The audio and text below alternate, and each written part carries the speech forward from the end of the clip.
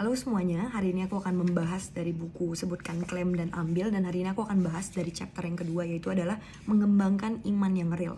Jadi di sini aku akan bacakan satu ayat, yaitu Ibrani 11 ayat 1, berkata seperti ini: iman adalah dasar dari segala sesuatu yang kita harapkan dan bukti dari segala sesuatu yang tidak kita lihat. Jadi iman itu adalah jaminan atas segala sesuatu yang setiap kita itu harapkan. Dan di sini di Roma 12 ayat 3 berkata seperti ini: sehingga kamu menguasai diri menurut ukuran iman yang dikaruniakan Allah kepada kamu masing-masing.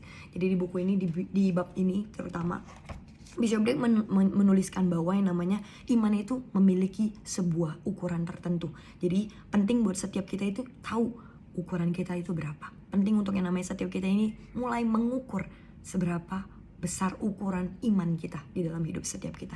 Jadi di buku ini juga ditulis gini: tugas setiap kita itu adalah mencari Tuhan dan belajar segala sesuatu yang dapat kita pelajari darinya.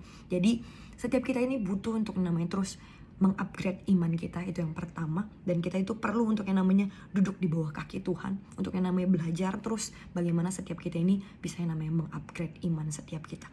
Jadi di buku ini Bishop Dave menjelaskan bahwa kita ini harus tahu iman kita ini harus tahu ukuran iman kita. Dan di sini ada beberapa jenis iman. Aku akan bacakan. Ada iman yang kecil di Matius 14 ayat 31, hai orang yang kurang percaya, mengapa engkau bimbang?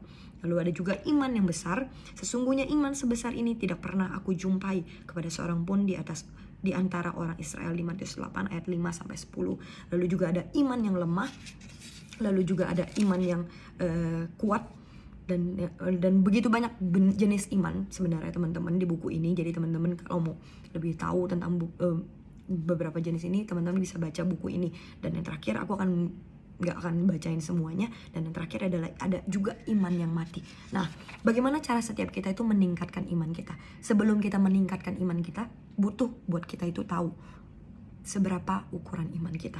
Jangan sampai setiap kita menjadi orang Kristen yang malah memiliki iman yang lemah, iman yang kecil, atau bahkan iman yang mati. Tapi make sure setiap kita ini memiliki iman yang kuat, iman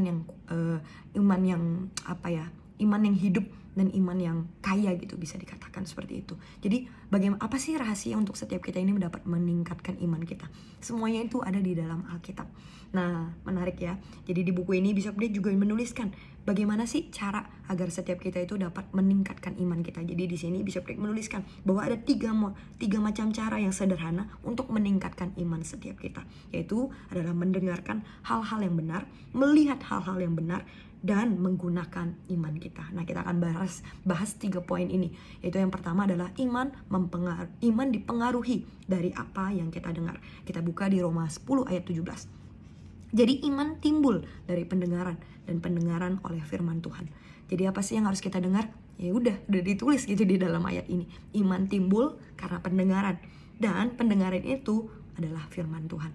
Jadi setiap kita butuh yang namanya setiap hari daily kita untuk yang namanya mendengarkan firman Tuhan, membaca firman Tuhan. Itu sangat dibutuhkan buat setiap kita, agar kita terus yang namanya meningkatkan iman kita, agar kita nggak menjadi Kristen yang memiliki iman yang kecil gitu. Jadi make sure setiap kita ini berhati-hati dengan apa yang kita dengar. Berhati-hati dengan pertemanan kita, lingkungan kita. Apa sih yang dibicarakan di dalam lingkungan kita? Apakah kita membicarakan orang? Apakah kita membicarakan sesuatu yang tidak bervalue? Atau kita memilih pertemanan kita untuk yang namanya memiliki pembicaraan yang bervalue, untuk yang namanya terus bertukar pikiran bagaimana untuk menjangkau, bagaimana untuk menginjil, bagaimana untuk yang namanya lebih dalam atau mengenal hati Tuhan lagi. Jadi pilihan ada di dalam setiap hidup kita. Apa yang mau kita dengar di dalam hidup setiap kita. Jadi berhati-hati dengan apa yang kita dengar gitu. Nah, yang kedua adalah iman dipengaruhi oleh apa yang kita lihat. Kita buka di Matius 14 ayat 30. Jadi ada sebuah kisah gitu. Tetapi ketika dirasanya tiupan angin, takutlah ia dan mulai tenggelam. Lalu berteriak, Tuhan tolonglah aku. Hari itu ada kisah Petrus. Hari itu dia berjalan di atas air. Dia dapat berjalan dengan sangat baik awalnya ketika Tuhan membawa dia untuk berjalan di atas air. Semuanya awalnya berjalan dengan baik. Dia jalan, imannya bekerja dengan begitu sempurna.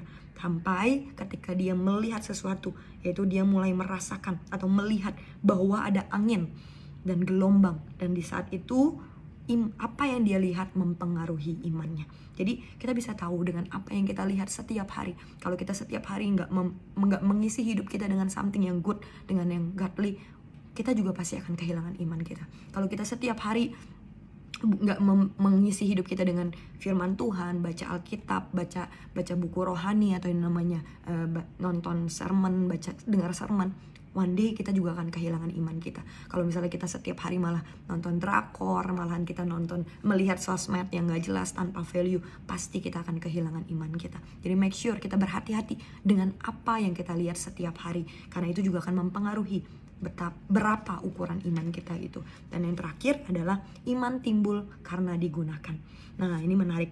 Kalau setiap kita ini punya iman tapi kita nggak pernah gunain, ya iman itu nggak akan bertumbuh. Bahkan iman itu juga akan hilang. Sama dengan apapun yang ada di dalam hidup kita. Kalau kita punya HP, smartphone, tapi kita tahu itu adalah HP yang pintar, tanda kutip, HP yang teknologinya bagus, keren, tapi kita nggak pernah gunain, ya nggak akan pernah berfungsi dengan begitu baik gitu. Nggak akan pernah berfungsi malahan kalau kita nggak pernah pakai. Sama dengan iman kita. Kalau kita aja nggak pernah pakai iman kita, dan iman kita nggak akan bertumbuh gitu.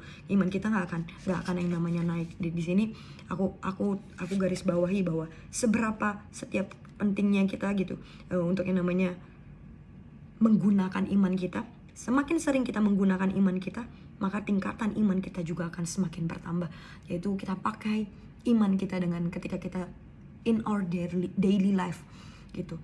Apapun yang kita alami, ayo beriman. Apapun yang kita alami, ayo sebutkan, klaim, doakan, dan ambil kemenangan kita. Dengan kita terus beriman, kita menggunakan iman kita, I believe setiap kita akan memiliki iman yang kuat, iman yang kuat, iman yang hidup, iman yang gak akan pernah mati gitu. Tapi iman yang terus ditingkatkan, bertumbuh dengan baik gitu. So I hope setiap kita menjaga apa yang kita dengar, apa yang kita lihat, dan terus yang namanya memakai iman kita, melatih iman kita. Jadi dari chapter kedua aku belajar hal itu semua. Jadi aku percaya ketika teman-teman mau untuk yang namanya melatih iman teman-teman, kita bisa start dari yang namanya membaca buku. Dengan kita membaca buku, kita bisa jadi orang-orang yang terus belajar dan mengupgrade iman kita. Thank you so much buat setiap teman-teman yang udah nonton video ini. God bless.